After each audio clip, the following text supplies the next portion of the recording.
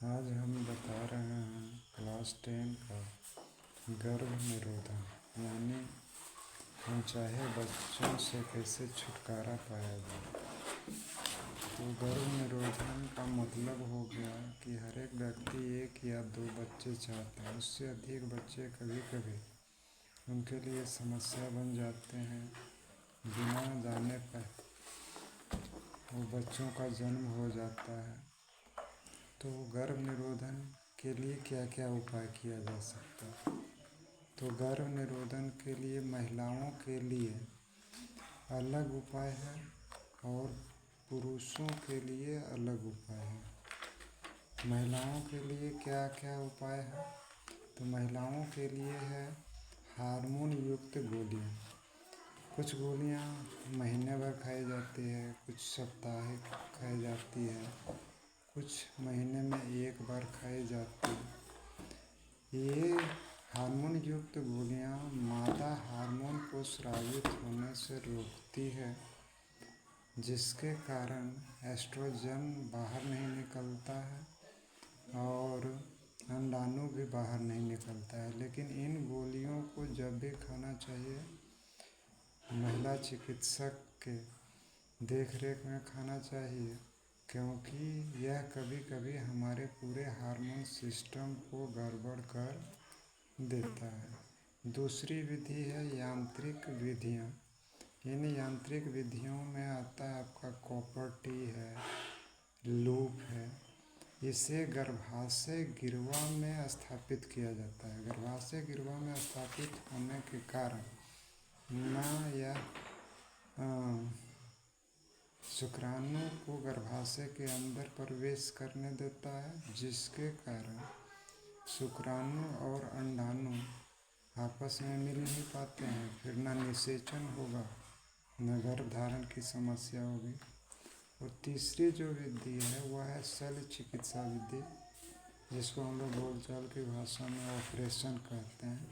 इसमें महिलाओं की अंडवाहिका को काट या बांध दिया जाता है, जिसके कारण शुक्राशय से जो अंडाशय से जो अंड निकलता है वह डिंब वाहिनी तक पहुंच ही नहीं पाता है, और फिर शुक्राणु वहां पहुंचेगा भी तो अंडाणु से मिलन नहीं होगा। पुरुषों के लिए जो विधियां बताई गई है उसमें यांत्रिक विधि में है कंडोम। यह शीशन में स्थापित किया जाता है। वीर्य स्खलन के दौरान जो वीर्य होता है, जो शुक्राणु होता है, वह इस कंडोम में ही रह जाता है और इस वीर्य और शुक्राणु को योनि में पहुंचने नहीं देता है, जिसके कारण शुक्राणु गर्भाशय के अंदर नहीं प्रवेश कर पाता है और निषेचन नहीं होता है। तीसरी है शल्य चिकित्सा विधि। यह बहुत आसान विधि है पुरुषों के लिए। इसमें शुक्रवाहिका को काट या बांध दिया जाता है। इसमें तो बहुत ही कम समय लगता है और कुछ ही मिनट में यह प्रक्रिया पूर्ण हो जाती है। पुरुष भी 1 से 2 दिन में स्वस्थ हो जाते हैं, लेकिन उनमें थोड़ी दिक्कत ये है मानसिक रूप से कि वो अपने आप को समझते हैं कि ऐसा करेंगे तो हम नामर्द हो जाएंगे।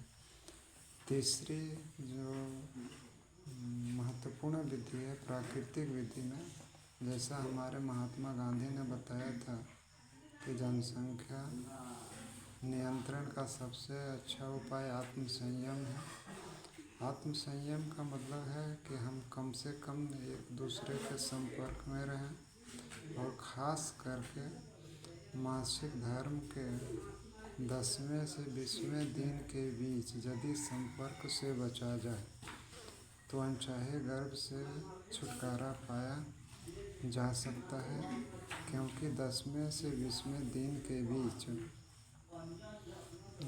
गर्भाशय गिरवा का मुंह बंद होने लगता है और मासिक धर्म के पहले से 10वें दिन तो गर्भाशय गिरवा का मुंह खुला रहता है। इस स्थिति में निषेचन नहीं हो पाएगा और 20वें से 30वें दिन के बीच 20वें से 30वें दिन के बीच गर्भाशय गिरवा बंद रहता है, इसलिए शुक्राणु नहीं फूट पाता।